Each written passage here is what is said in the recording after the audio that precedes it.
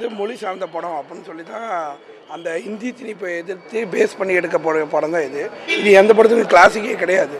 So இதை இவங்க கிளாசிக்குன்னு நினச்சிக்கிட்டு நம்ம மொழிப்படுத்தி எதுக்குறேன்னு சொல்லிட்டு சோசியல் மீடியாலாம் அவதூறு பரப்பிட்டு இருக்காங்க.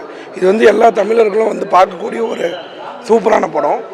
அண்ணன் சொன்ன மாதிரி 1964 மாணவர்கள் எழுச்சி இப்போ ஜல்லிக்கட்டுன்னு போராடினாங்களே, இதோட முக்கியமாக உயிர் தியாகம்லாம் பண்ணியிருக்காங்க. நிறைய பேர் செத்து போயிருக்காங்க. இந்த வாயில் மேய்ச்சி கருவில் செத்து போயிட்டாங்கன்னு சொன்னாங்களே, அதெல்லாம் கண்ணு முன்னாடியே அதிகாரத்தோடு மேய்ச்சி கொண்டதெல்லாம் இந்த படத்தில் காட்டியிருக்காங்க. அண்ணா பேசுனதை சென்சாரில் கட் பண்ண சொல்லி வலியுறுத்தி அதை மறுபடியும் ரீ கமிட்டிக்கு அனுப்பி அங்கேயும் இல்லை நீங்கள் போடக்கூடாது அப்படின்னு சொன்னனால அதையும் கட் பண்ணி தூக்கி நிறைய இடத்துல மியூட் பண்ணி 25 இடத்துல கட் பண்ணி தான் இந்த படத்தை இங்கே கொண்டே வந்திருக்காங்க. அப்போ இந்த பயம் எப்பயுமே அங்கே இந்தி திணிப்புக்கிட்ட இருந்துக்கிட்டே இருக்குது.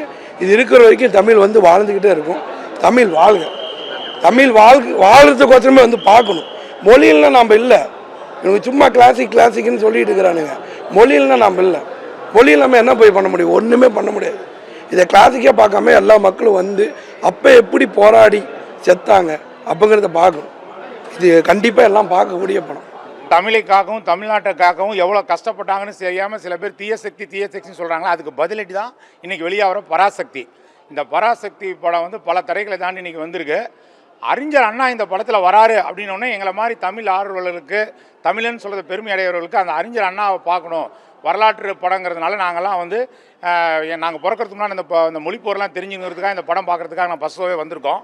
அதாவது 1960களில் நடந்த தீவிரமாக இந்தி மொழி எதிர்ப்பு போர் நடந்த காலகட்டத்திலையும் மாணவர்களோட மொழிப்போர் தீவிரமாக இருந்த காலகட்டத்தில் நடந்த சில உண்மை சம்பவங்களை அடிப்படையாக வச்சு இணைத்து அதோடு கற்பனை கலந்து உருவாக்கப்பட்ட படம் தான் இது பராசக்தி.